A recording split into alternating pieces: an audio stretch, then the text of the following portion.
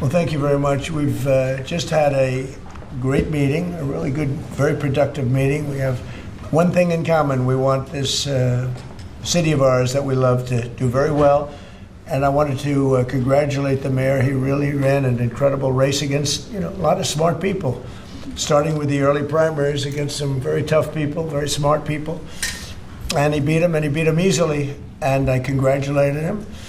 And we talked about some things in very strong common, like housing and getting housing built, and food and prices, and the price of oil is coming way down. Anything I do is going to be good for New York. If I can get prices down, it's good for New York. And we've got them down, way down from last year. We have, as you know, I've been saying to a lot of people, Walmart said that Thanksgiving this year is exactly 25% less than last year. So that's good for New York, good for everybody. But I just want to congratulate. I think you're going to have, hopefully, a really great mayor. The better he does, the happier I am, I will say. There's no difference in party. There's no difference in anything. And we're going to be helping him to make everybody's dream come true, having a strong and very safe New York. And congratulations, Mr. Mayor. Thank you, Mr. President. Thank you. I appreciate it. Please. I appreciated the meeting with the president, and as he said, it was a productive meeting focused on a place of shared admiration and love, which is New York City, and the need to deliver affordability to New Yorkers, the 8.5 million people who call our city their home, who are struggling to afford life in the most expensive city in the United States of America. We spoke about rent, we spoke about groceries, we spoke about utilities, we spoke about the different ways in which people are being pushed out, and I appreciated the time with the president, I appreciated the conversation. I look forward to working together to deliver that affordability for New Yorkers. Thank you very much. Any questions, please? President Trump, Stephen Nelson from the New York Post. I've got a question for you and then also one for the mayor-elect. Sure. For you, you've referred to Mr. Mamdani as a communist. Could you describe why you feel that way? And also, will you do anything to stop him from arresting Prime Minister Netanyahu if he visits New York? Well, we didn't discuss your second part of the question. And on your first part, I mean, he's got views that are a little out there, but who knows? I mean, we're going to see what works, or he's going to change also. We all change. I changed a lot from when I first came to office. It's now quite a while ago. It's quite a while. My first term was great. We had the greatest economy in the history of our country. We're doing even better now. We're doing much better now than we did even the first term. And I can tell you some of my views have changed. And we had discussions on some things. I'm not going to discuss what they were, but that I feel very confident that he can do a very good job. I think he's going to be. I think he is going to surprise some conservative people, actually, and some very liberal people. He won't surprise them because they already like him. And for Mr. Mamdani, it sounds like you had a productive discussion, but just days ago you referred to President Trump as a despot who had betrayed the country. You said you would be his worst nightmare and accused him of having a fascist agenda. Are you planning to retract any of these remarks in order to improve your relationship? I think both President Trump and I, we are very clear about our positions and our views, and what I really appreciate about the president is that the meeting that we had focused not on places of disagreement, which there are many, and also focused on the shared purpose that we have in serving New Yorkers.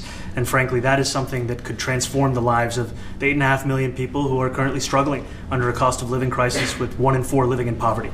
And the meeting came back again and again to what it could look like to lift those New Yorkers out of struggle and start to deliver them a city that they could do more than just struggle to afford it, but actually start to live in it. And I've been called much worse than a despot, so it's not that insulting. Maybe I think he'll change his mind after we get to working together. Yes, please. Mr. President, Anthony Mershak from MTV Lebanon. I would like to ask you a question about the Middle East regarding, you said that Hezbollah in Lebanon is not in a good position. And Lebanon now is the final unresolved after Gaza and Syria. Given your assessment, like, what do you say for the Lebanese today? It's the Independence Day in Lebanon. And what is your next move to push toward disarmament? The disarmament of Hezbollah. Well, we are pushing for total disarmament of Hamas and, frankly, everybody else. And we actually have peace in the Middle East. As you know, the King of Saudi Arabia just left yesterday. We had some great meetings, and he's made a contribution toward the United States of more than $1 trillion. We have now over $20 trillion coming in. No country has ever had anything like that, not even close. If you go to $2 trillion or $1 trillion, it's a lot. We have $20 or $21 trillion. I think that Hezbollah has been a problem in Lebanon, big problem.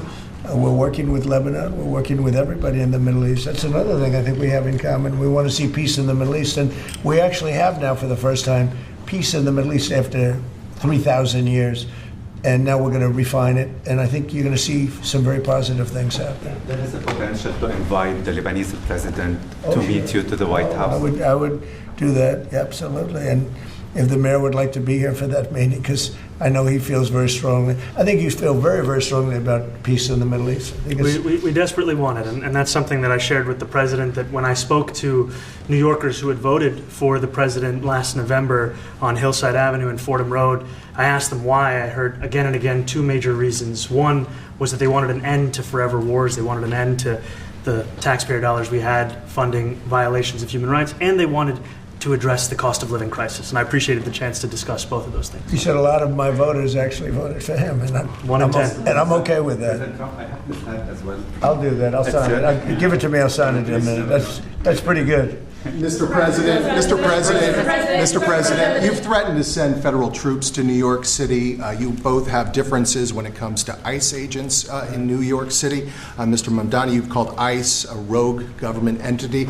I wonder how you reconcile your differences on both of those issues. Well, I think we're going to work them out. And I think that if we have known murderers and known drug dealers and some very bad people, you know, we want to get them out. And the mayor wants to have peace. We discussed this at great length, actually, maybe more than anything else.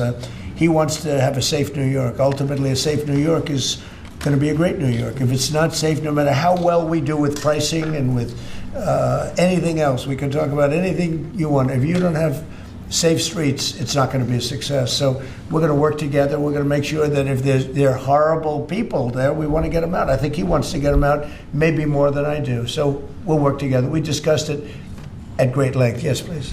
Two questions, if I may. One for you, Mr. President, on BBC in a second. But first of all, for the mayor-elect. You're both from different parts of the political spectrum. You're both populists, though, and I just wonder to what extent the president's campaign style, his techniques, his social media use inspired any part of your campaign. Well, I actually told the president that, you know, so much of the focus of our campaign has been on the cost of living crisis. And when we asked those New Yorkers who had voted for the president, when we saw an increase in his numbers in New York City, that came back to the same issue: cost of living, cost of living, cost of living. And they spoke about the cost of groceries, the cost of rent, the cost of Con Ed, the cost of childcare. And too often politicians are looking to lecture to New Yorkers what they should care about as opposed to listen. And when we spoke to those voters who voted for President Trump, we heard them speak about cost of living. We focused on that same cost of living, and that's where I am really looking forward to delivering for New Yorkers in partnership with the president on the affordability agenda. And I think we have to work a little bit. We talked about Con Edison. We have to work a little bit on getting the prices, because, you know, we've gotten fuel prices way down, but it hasn't shown up in Con Edison. And we're going to have to talk to them. You know, if we're sending them fuel at a much lower price than it was a year ago, which is true, we have to get Con Edison to start lowering the rates. Absolutely. And if I may, last week you told me you were pushing ahead with your plans to sue the BBC for up to $5 billion. You were going to speak to Prime Minister Starmer as well. Is there any progress or any updates on those issues? Well, we get along very well with the Prime Minister. We made a deal with UK. I like him. He's a fine person. And, you know, I think they have some big energy problems. You know, they've got windmills all over the place. They're going to have to start using other methods because their energy is out of control. Talking about in the UK, it's out of control. And he's got that problem. He's got a big immigration problem, as you know, and he's got a big energy problem. And we talk about it. He's a good man. Prime Minister's a good man. You have a chance to speak this week? I haven't spoken this week. Have you spoken to President Zelensky, or do you intend to meet with him, President Zelensky, about your plan? Are you going to meet with him? I've spoken with their people. We have a plan. It's horrible what's happening. It's a war that should have never happened. It would have never happened if I was president, and it's a shame. And I thought they should have acted quicker. But it's a cold winter, and a lot of the you talk about utilities, but a lot of the big energy-producing plants have been under attack, to put it mildly, to put it nicely. We have a way of getting peace, or we think we have a way of getting peace. He's going to have to approve it. Just so sad, so many people. You know, last month they lost 25,000 soldiers. This is something, we haven't seen anything like this since the Second World War. And they're averaging 6,000 or 7,000 a week between the two of them, dead soldiers.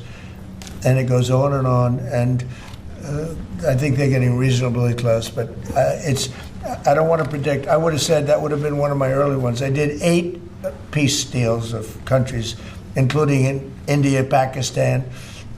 You could even go, in fact, they're coming here in a week or two, go to the Congo and Rwanda. That was 10 million people dead, and we worked something out on that. But so many. And the one I thought would have been, for me, because I have a very good relationship with President Putin, I thought that would have been maybe quicker. But it does take 2 to tango. And now you just see all the death. And, you know, it doesn't affect us other than the fact that we don't want to see all those people dead. Really, it's on the other side of the ocean. It's a war that should have never happened. It did happen. I blame the person also sitting right behind this desk. This is a war that should have never happened, and it wouldn't have happened if I were president. But we're trying to save a lot of lives. They're losing 25, think of that, 25,000 lives over the last short period of time. That's Ukrainian and Russian, and it's a shame. What happens if President? I want to ask the mayor-elect about a House resolution just passed overwhelmingly to condemn socialism, including with 86 Democrats, all of House Dem leadership, and the minority leader, Hakeem Jeffries, despite his endorsement of you. What's your reaction to that? I have to be honest with you, I focused very little on resolutions. Frankly, I've been focusing... Condemn socialism. I understand. I think the focus is on the work at hand. I can tell you I am someone who is a democratic socialist. I've been very open about that. And I know there might be differences about ideology, but the place of agreement is the work that needs to be done to make New York City affordable. That's what I look forward to. And I want to clarify your answer to Stephen Nelson. He asked about your comment calling the president a fascist, and your answer was, both President Trump and I have been clear about our positions and our views. Are you affirming that you think President Trump is a fascist? I've spoken about... That's okay. You can just say yes. Okay. It's easier. It's easier than explaining it. I don't mind. And Mr. President, I wanted to ask you also about this Ukraine plan. Yeah. President Zelensky said today that his country would risk either giving up a partner or giving up its dignity. There's been criticism that this deal proposal... He doesn't like it? It's unclear. He was sort of tenuous about it. He'll have to like it, and if he doesn't like it, then, you know, they should just keep fighting, I guess, you know. The suggestion that he made, though, was that if he doesn't accept it, that the U.S. would pull back its support for Ukraine. Is that Well, at some accurate? point he's going to have to accept something. You know, he hasn't accepted. You remember right in the Oval Office not so long ago, I said, you don't have the cards. Don't forget, I inherited this war. This war never would have happened. I inherited this war. And I thought he should have made a deal a year ago, 2 years ago. The ultimate deal would have been if it never started. That would have been the good deal. That could have been done too if you had the right president, but you didn't have the right president. Mr. President, the cost of living is something that you and Mr. Mamdani seem to agree on. Democrats have run New York City for a long time, Mr. Mamdani. Do you see Democrat policy specifically as being a problem? And I'd like that be a question that both of you could answer in New York City. Look, I think that there are many things in our city where we have to own the responsibility of it, things that existed long before the president was the president. And those are also part of the message of our campaign, was to take on a broken politics of the past.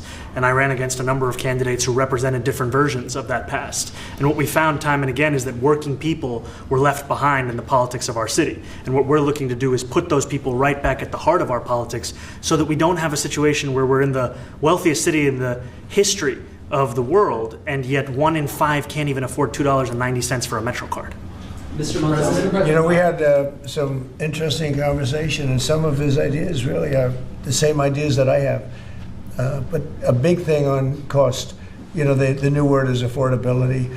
Another word is just groceries. You know, it's sort of an old-fashioned word, but it's very accurate. And they're coming down high. They were, you know, we had, both of us, we had the highest inflation in the history of our country the last 4 years under the Biden administration. And we've got inflation down now to a normal number. It's going to go even a little bit lower than that. Katie, do you have something? Mr. President, thank you so much. Mr. Mamdani often talks about New York City being covered by international law, that they will follow international law.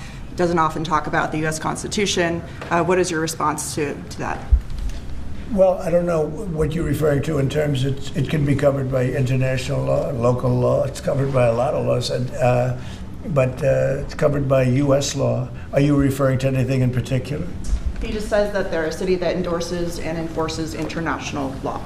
Is that at odds with No, U.S. I don't law? know. Would you want to respond to Yeah, that? I think what I've shared with the president is our desire to not only follow the laws of our own city, laws that protect New Yorkers, but also a desire for consistency in our politics across the board. And that's something that we've talked about and something that I know many New Yorkers want. Will you work with ICE? We work with ICE then? We discussed ICE and New York City, and I spoke about how the laws that we have in New York City allow for New York City government to speak to the federal administration for about 170 serious crimes. The concerns that many New Yorkers have are around the enforcement of immigration laws on New Yorkers across the 5 boroughs, and most recently we're talking about a mother and her 2 children, how this has very little to do with what that is. Mr. Mamdani, What we did is we discussed crime. More than ICE per se, we discussed crime. And he doesn't want to see crime, and I don't want to see crime. And I have very little doubt that we're not going to get along on that issue. He wants to, and he said some things that were very interesting as to housing construction, and he wants to see houses go up. He wants to see a lot of houses created, a lot of apartments built, etc. And you know, we actually people would be shocked, but I want to see the same thing. Mr. Mamdani, anti-Israel protesters. Okay. Yeah, Mr. President, I wanted to know one of the policies as well that Mayor-elect Mamdani talked a number of times about on the campaign was shifting the tax burden for property taxes from what he called minority communities to white-based communities and putting more taxes on white people. I also noticed that in your acceptance speech you didn't mention anything about America or Christians or white people in general, and so I didn't know if that was one of the policies that you guys had spoken about. We focused on affordability. We focused on the cost of living crisis. What I will say is that I am very much interested in property tax reform because what we see right now in New York City is a system that is so inequitable that it can't even stand up in court. And the president and I spoke about the importance of not only building more housing, but also making sure that regulation of housing is something that is manageable to actually get through and not the cause of yet another weight that we see in our But to be city. clear, you're continuing this idea of race-based property taxes. No, to be very clear, That's what you said. no, the use of the term was a description of neighborhoods, not a description of intent. So you intend to tax the whiter neighborhoods more? No, we intend to create a fair property tax system because we want a New York City that is not only fair and equitable, but also one that every New Yorker can afford. Mr. Mamdani, anti-Israel protesters Please, go ahead. Mr. Mamdani, anti-Israel protesters just targeted a synagogue in New York. Are you concerned about Jewish New Yorkers feeling welcome and safe in the city? And President Trump, you've threatened to cut off federal funding to New York City. What policies would prompt you to do that? Would that be city-run grocery stores? Would it be something else? Well, I think if we didn't get along, whether it's cut off or just make it a little bit difficult or not give as much, we want to see, I use the term, we don't want good money going after bad, and we don't want that to happen. I don't think that's going to happen. I did say that, you know, subject to what policies are being said. We had a meeting today that actually surprised me. He wants to see no crime. He wants to see housing being built. He wants to see rents coming down, all things that I agree with. Now, we may disagree how we get there. The rent coming down, I think one of the things I really gleaned very much today, he'd like to see him come down, ideally, by building a lot of additional housing. Yeah. That's the ultimate way. He agrees with that, and so do I. But if I read the newspapers and the stories, I don't hear that. But I heard him say it today, and I think that's a very positive step. No, I don't expect. I expect to be helping him, not hurting him. A big help, because I want New York City to be great. Look, I love New York City. It's where I come from. I spent a lot of years there. Now I'm right here. We took a big setback with the mayor that we had, named de Blasio. I thought it was a tremendous setback for the city. I think this mayor can do some things that are going to be really great. Mr. President, Mr. President, Mr. President. How about you? Thank you, Mr. President. You're a billionaire. You have a different address nowadays than you used to, but you used to call New York City home. Would you feel comfortable living in New York City under a Mamdani administration? Yeah, I would. I really would. Especially after the meeting. Absolutely. What makes you comfortable? We agree on a lot more than I would have thought. I think I want him to do a great job, and we'll help him do a great job. You know, he may have different views, but in many ways, you know, we were discussing when Bernie Sanders was out of the race, I picked up a lot of his votes, and people had no idea because he was strong on not getting ripped off in trade and lots of the things that I've practiced and been very successful on. Tariffs, a lot of things. Bernie Sanders and I agreed on much more than people thought. And when he was put out of the race, I think quite unfairly, if you want to know the truth, many of the Bernie Sanders voters voted for me. And I felt very comfortable, frankly, in seeing that and saying that. And, you know, it just turned out to be a statistical truth. But no, I feel very comfortable. I would feel very, very comfortable being in New York, and I think much more so after the meeting. Yes, please. Thank you, Mr. President. I have a question for you, but a very quick one for the mayor. Why did you fly here? Aren't trains greener? I'll use every form of transit, and I want to make sure that they're all affordable in New York City, and that's why making buses fast and free is a centerpiece of our campaign. There is a bus that goes. Well, but I know, but if he flew, that's a lot quicker too. You know, I mean, he's working very hard. For him to be, that's a very long drive. I'll stick up for you. You know, the plane takes you 30 minutes, and driving takes you a long Mr. time. President, I was wondering if you could clear up some confusion around a Washington Post report. There was this explosive report that the Coast Guard is no longer going to characterize swastikas and nooses as hate symbols. DHS called that a lie and fake news. Can you clear up? I don't know anything about it. When was this written? I think yesterday. Well, look, the Coast Guard's an incredible group of people. I know them very well. We just ordered a lot of new Coast Guard cutters, beautiful, the most magnificent ship. They look like yachts with lots of guns on them. So I don't know. I haven't seen any report like that, but certainly we want them to remain a great force, and they are. You are a peacemaker, and you did a peace in all the 9 months around the world. I would like to ask Mr. Mamdani, you've accused the U.S. government of committing genocide in Gaza while President Trump was working on peace. Why that? I've spoken about the Israeli government committing genocide, and I've spoken about our government funding it. And I shared with the president in our meeting about the concern that many New Yorkers have of wanting their tax dollars to go towards the benefit of New Yorkers and their ability to afford basic dignity. And what we see right now is we're in the 9th consecutive year of more than 100,000 school children being homeless in our city. And there's a desperate need not only for the following of human rights, but also the following through on the promises we've made New Yorkers. And I appreciated the meeting we had and the work that we can do. Do you agree that President Trump did do a peace and he worked hard to make the peace? Because he worked hard to do the peace in the Middle East and everywhere. Do you agree with that? I appreciate all efforts towards peace, and I shared with President Trump that when I spoke to Trump voters on Hillside Avenue, including one of whom was a pharmacist that spoke about how President Trump's father actually went to that pharmacy not too far from Jamaica Estates, that people were tired of seeing our tax dollars fund endless wars. And I also believe that we have to follow through on the international human rights, and I know that still today those are being violated, and that continues to be work that has to be done no matter where we're speaking of. Mr. President, question for Mr. Thank you, Mr. President. Do you view the mayor-elect as the true leader of the Democrat Party? And do you think Leader Schumer's and Leader Jeffries, have to follow his lead? Well, look, I hope they have great leaders. This is a man that right now I think is focused in New York City. I really think he has a chance to do a great job. We're going to help him, but I really think he has a chance to do a great job. But I'll let you answer that. You consider yourself the leader of the Democrats. I think it's more appropriate for him. I consider myself the next mayor of New York City, and I keep my horizons firmly on New York City, and I appreciate the meeting with the president, which focused again on the 5 boroughs and whether New Yorkers could afford to live there. By the way, being the mayor of New York City is a big deal. Absolutely. I always said, one of the things I would love to be someday is the mayor of New York City. Being the mayor of New York, and especially now, because I think you're at really a turning point, one way or the other. It could go great, or it can go in a different direction. And I think you really have a chance to make it great. Mr. President, you say you love New York City. Mr. Mamdani, does New York City love President Trump?